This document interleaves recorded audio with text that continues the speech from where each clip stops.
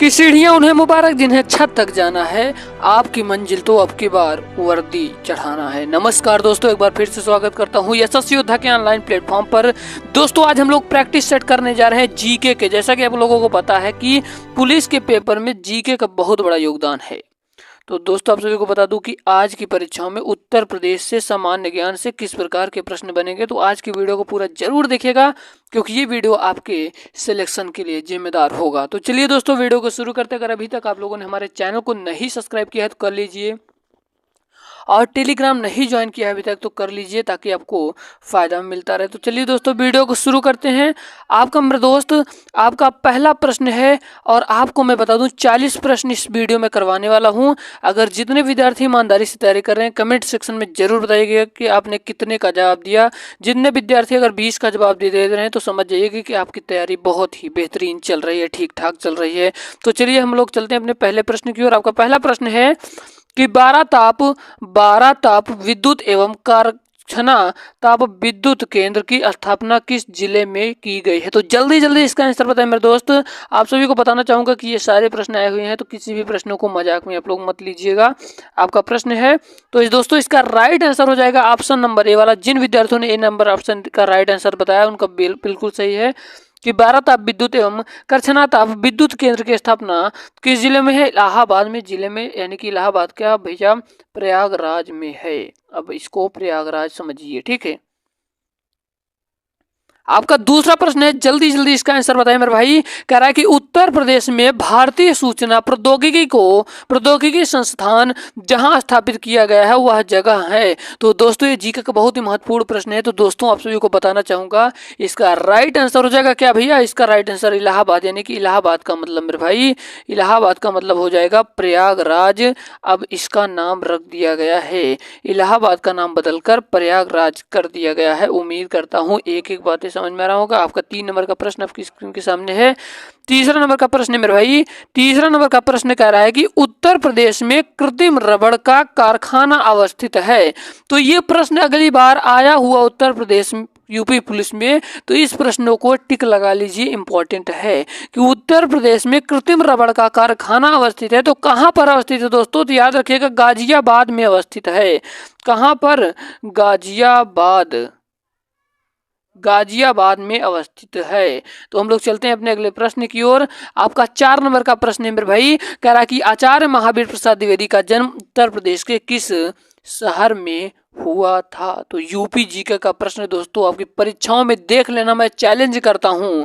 अगर आप कंटिन्यू बचे 39 दिनों तक हमारे साथ तैयारी करेंगे तो आपको खुद ही पता चलेगा कि जीएस जीके पर और हिंदी पर आपने क्या कमांड किया है। कह रहा है कि आचार्य महावीर प्रसाद द्विवेदी का जन्म उत्तर प्रदेश के किस शहर में हुआ था। तो दोस्तों याद रखिएगा इसका राइट आंसर हो जाएगा ऑप्शन नंबर बी वाला, रायबरेली। रायबरेली में आचार्य महावीर प्रसाद द्विवेदी का जन्म हुआ था। उम्मीद करता हूं बातें समझ में आ रही होगा। 5 नंबर का प्रश्न है, जल्दी जल्दी इसका आंसर बताने की कोशिश करिए मेरे भाई। 5 नंबर का प्रश्न है कि अखिल भारतीय महिला आमंत्रण प्राइस मनी हॉकी प्रतियोगिता का उत्तर प्रदेश के किस शहर में किया जाता है। बहुत सारे बच्चे आंसर दे रहे हैं, बहुत अच्छे भाई साहब। आप लोगों का इतना ज्यादा कमेंट आ रहा है, बहुत बहुत धन्यवाद आप सभी का। आप लोग इतना प्यार दे रहे हैं इस चैनल को। आपका अगला प्रश्न है कि अखिल भारतीय महिला आमंत्रण प्राइस मनी हॉकी प्रतियोगिता का उत्तर प्रदेश के किस शहर में किया जाता है। तो दोस्तों जितने विद्यार्थियों का आ रहा है वाराणसी, बिल्कुल सही, आप लोग वाराणसी में है इसका राइट आंसर। हम लोग चलते हैं अपने अगले प्रश्न की ओर। अगर आपने 20 का जवाब दे दिया है तो कमेंट सेक्शन में जरूर बताइएगा कि मैंने सर 40 में से कितने का जवाब दिया। जितने भी प्रश्न का जवाब दे पाए ईमानदारी से बताइएगा। राजकीय बौद्ध संग्रहालय निम्न में से कहाँ अवस्थित है। तो मेरे भाई याद रखिएगा ये कुशीनगर में अवस्थित है। ये राजकीय बौद्ध संग्रहालय निम्न में से कहाँ अवस्थित है, तो कुशीनगर में अवस्थित है। ऑप्शन नंबर ए वाला सही हो जाएगा। आपका अगला प्रश्न है मेरे भाई, आपका अगला प्रश्न है, कह रहा है कि कुषाण एवं गुप्त युगीन संस्कृति का एकमात्र राजकीय संग्रहालय कहाँ है। तो दोस्तों याद रखिएगा इसका जो राइट आंसर हो जाएगा ये मथुरा हो जाएगा, मथुरा हो जाएगा। तो इसका राइट आंसर हो जाएगा ऑप्शन नंबर डी के साथ। आपका अगला प्रश्न है, जल्दी जल्दी इसका आंसर बताइए कि डॉक्टर भीमराव अंबेडकर संग्रहालय एवं पुस्तकालय कहाँ है। जल्दी से इसका आंसर बताइए, देखते हैं हमारे कितने विद्यार्थी इसका राइट आंसर बता पाते हैं। तो आप सभी को मैं बताना चाहूंगा कि जो डॉक्टर भीमराव अंबेडकर संग्रहालय एवं पुस्तकालय है ये मेरे भाई रामपुर में स्थित है। ऑप्शन नंबर डी वाला सही होगा। जितने विद्यार्थी डी नंबर दे रहे हैं इनका very good very good very good, बहुत बहुत बेहतरीन बेहतरीन जवाब दे रहे हैं आप लोग। आपका 9 नंबर का प्रश्न, आपकी तैयारी बहुत बेहतरीन है, उम्मीद है। राजकीय जैन संग्रहालय कहाँ है। तो दोस्तों जल्दी से इसका आंसर बताइए। जल्दी से बहुत सारे विद्यार्थी कमेंट कर रहे हैं कि राजकीय जैन संग्रहालय कहाँ है। तो दोस्तों आप सभी को बताना चाहूंगा कि जितने विद्यार्थी इसका आंसर दिए हैं मथुरा, बिल्कुल सही आपका जवाब कि राजकीय जैन संग्रहालय ये मथुरा में स्थित है मेरे भाई। आपका अगला प्रश्न, अगर वीडियो पसंद आ रहे हो तो वीडियो को लाइक जरूर करिएगा, क्योंकि यहाँ पे वही सारे प्रश्न करवाए जाएंगे जो सिलेक्टेड हैं और आपकी परीक्षाओं में आ सकते हैं। स्वतंत्रता संग्राम संग्रहालय कहाँ है। तो दोस्तों याद रखिएगा, स्वतंत्रता संग्राम संग्रहालय ये मेरठ में स्थित है। ऑप्शन नंबर बी वाला सही होगा। जिन विद्यार्थियों का मेरठ हो रहा है इसका राइट आंसर तो बिल्कुल बेहतरीन, बिल्कुल जबरदस्त जिंदाबाद प्रश्न है और आप लोग बहुत प्रेम से इसका आंसर दे रहे हैं। जितने विद्यार्थियों को मेरठ आंसर आ रहा है बहुत बहुत बेहतरीन। आपका 11 नंबर का प्रश्न है, जल्दी से इसका आंसर बताने की कोशिश करिए। 11 नंबर का प्रश्न है मेरे भाई कि उत्तर प्रदेश का कौन सा जनपद 4 राज्यों की सीमा से लगा हुआ है। तो दोस्तों याद रखिएगा, उत्तर प्रदेश का कौन सा जनपद 4 राज्यों की सीमा से लगा हुआ है। तो दोस्तों याद रखिएगा, इसका राइट आंसर हो जाएगा ऑप्शन नंबर ए वाला, सोनभद्र हो जाएगा मेरे भाई, सोनभद्र। जितने विद्यार्थियों का आंसर आ रहा है आपका बिल्कुल सही है। दोस्तों देखेंगे कि यही सारे प्रश्न आपके पेपर में आए हुए हैं, इससे बाहर कोई प्रश्न जाने वाला नहीं है। बच्चे 39 दिन बस प्रैक्टिस करते चलिए, प्रैक्टिस को हल करिए। नोएडा उत्तर प्रदेश के किस जिले में अवस्थित है यानी कि स्थित है। तो देखते हैं कितने विद्यार्थी इसका आंसर दे पाते हैं। तो आप सभी को बताना चाहूंगा नोएडा उत्तर प्रदेश के किस जिले में स्थित है। तो याद रखिएगा ये गौतम बुद्ध नगर में स्थित है, गौतम बुद्ध नगर में स्थित है मेरे भाई।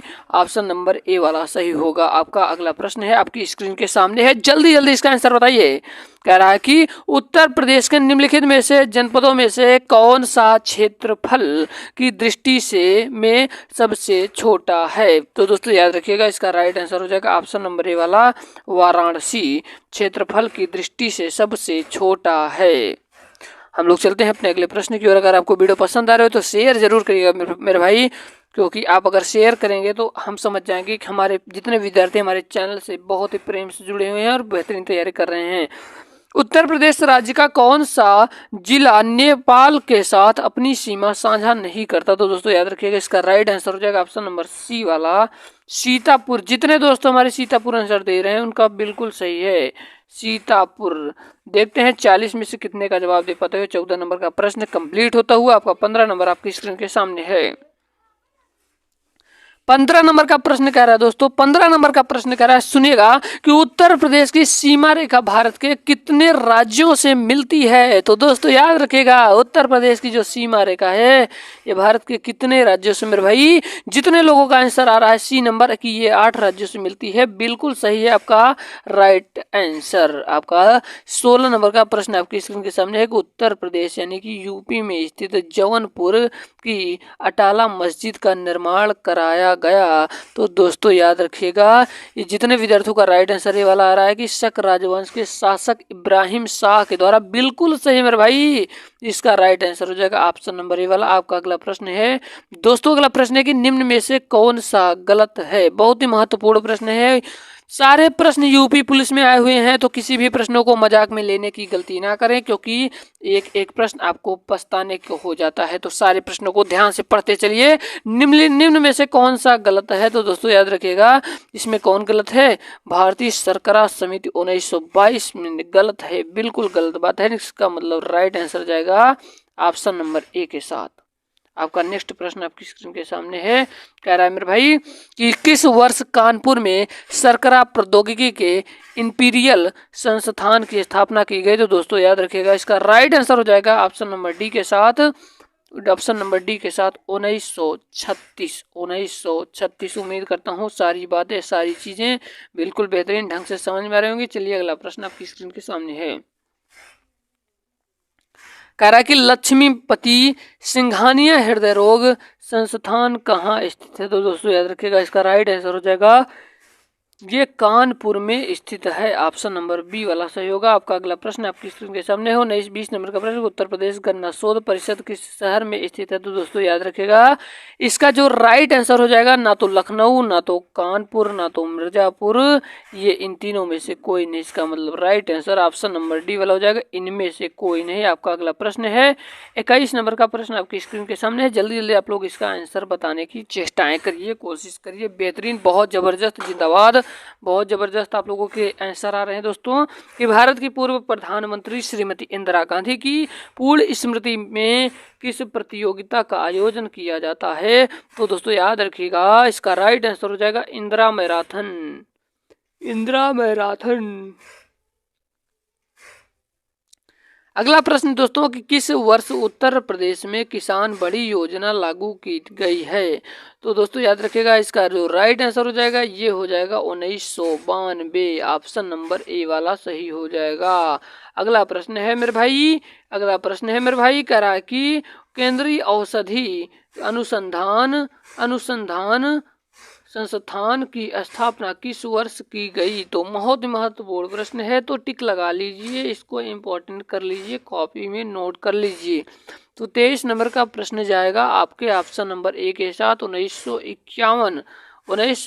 जितने स्टूडेंट का आंसर आ रहा है बिल्कुल सही है। आपका 24 नंबर का प्रश्न आपकी स्क्रीन के सामने है कि उत्तर प्रदेश के पहले मुख्यमंत्री कौन थे?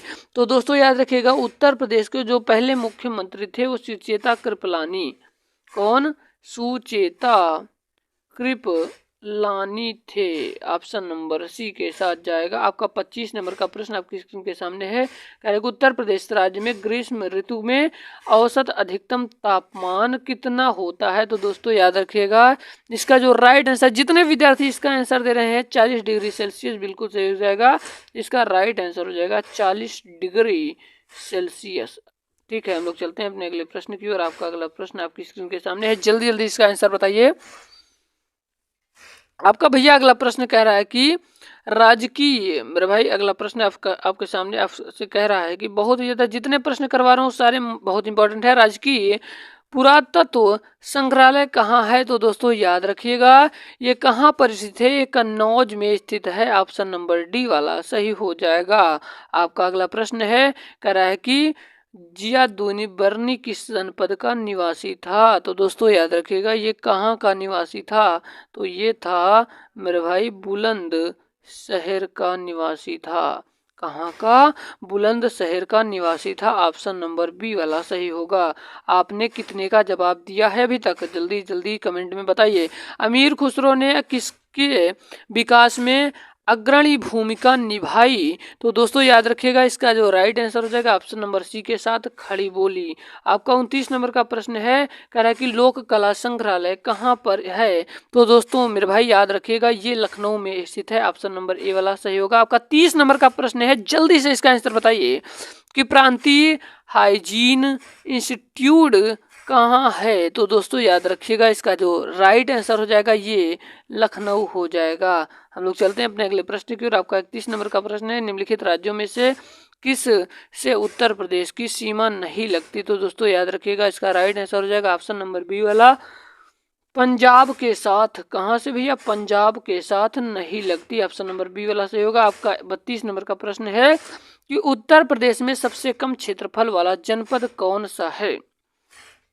तो आपको बताना चाहूंगा, इसका राइट आंसर हो जाएगा संत रविदास नगर। मेरे भाई संत रविदास नगर है जनपद में, क्षेत्रफल में दोस्तों सबसे कम है। हम लोग चलते हैं अपने 33 नंबर के प्रश्न की ओर। उत्तर प्रदेश राज्य का भारत में क्षेत्रफल की दृष्टि से कौन सा स्थान है? तो दोस्तों याद रखिएगा, इसका राइट आंसर हो जाएगा ऑप्शन नंबर डी वाला, चौथा स्थान है। आपका अगला प्रश्न है कि उत्तर प्रदेश का सबसे बड़ा जिला कौन सा है? तो उत्तर प्रदेश का सबसे बड़ा जिला खलीमपुर खीरी है। सबसे बड़ा जिला खलीमपुर खीरी है। इन बातों को ध्यान रखिएगा, नहीं आ जाएगा तो आप यही करेंगे, अरे सर हम पढ़ाए थे पर हम तो ध्यान ही नहीं दिए। तो सारे प्रश्नों को ध्यान से सुनिए, जल्दी जल्दी इसीलिए करवा रहा हूँ। रैपिड टेस्ट डेली आप लोग जुड़ जाया करिए। शाम को 6 बजे हम इसकी क्लास करते हैं। उसके बाद हम लोग जीएस की क्लास स्पेशल करते हैं, plus UP GK special class चल रही है। तो यूपी जीके से बहुत सारे प्रश्न बनेंगे, तो आप पूरे वीडियो को मात्र 30 दिन हमारे साथ देखिए, यकीन मानिए आप कोई भी प्रश्न नहीं छोड़ कर आएंगे।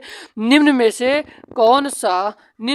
कौन सा राज्य उत्तर प्रदेश का समवर्ती राज्य है? तो मेरे भाई याद रखिएगा, ये राजस्थान है। आपका अगला प्रश्न आपकी स्क्रीन के सामने है। 36 नंबर का प्रश्न कर रहा है कि धारुओं द्वारा चावल से निर्मित मदिरा को क्या कहते हैं? तो दोस्तों याद रखिएगा, इसका राइट आंसर हो जाएगा जाड़ कहा जाता है। आपका 37 नंबर का प्रश्न, उत्तर प्रदेश में निवास करने वाली बुक्सा जनजाति निम्नलिखित में से किस देवी देवताओं की पूजा करती है?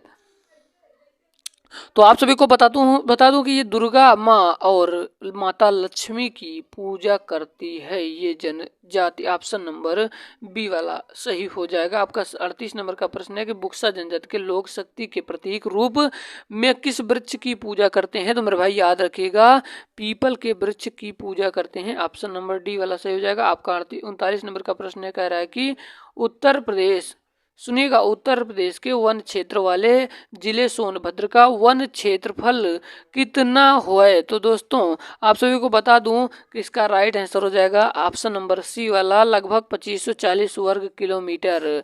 हम लोग चलते हैं 40 नंबर के प्रश्न की ओर। आपका 40 नंबर का प्रश्न कह रहा है कि उत्तर प्रदेश में सर्वाधिक वन क्षेत्र वाले जिलों का सही क्रम क्या है? तो दोस्तों आप सभी को बता दूं कि सोनभद्र, लखीमपुर खीरी, मिर्जापुर और पीलीभीत। ऑप्शन नंबर डी वाला सही हो जाएगा। आपका अगला प्रश्न है, कह रहा है कि मुगल कालीन इतिहासकार किस राज्य को हिंदुस्तान की संज्ञा देते हैं? इसको आपको आंसर बताना होगा। जितने विद्यार्थी हैं आपको इसका टिप्स दे रहा हूँ। आपकी यह परीक्षा कहाँ की है, वहीं के हैं आप लोग, जल्दी से इसका आंसर बताइएगा। देखते हैं, आपका 42 नंबर का प्रश्न है कि जनसंख्या की दृष्टि से उत्तर प्रदेश का भारत में कौन सा स्थान है? तो इसका राइट आंसर हो जाएगा प्रथम स्थान। उम्मीद करता हूँ वीडियो पसंद आई होगी। अगर वीडियो पसंद आई हो तो रैपिड टेक्स्ट को डेली शाम 6 बजे चलता है। अगर आपको वीडियो पसंद आए तो वीडियो को लाइक कर देना, चैनल पर नया तो जरूर सब्सक्राइब करना ऐसे नहीं इंटरेस्टिंग वीडियो के लिए।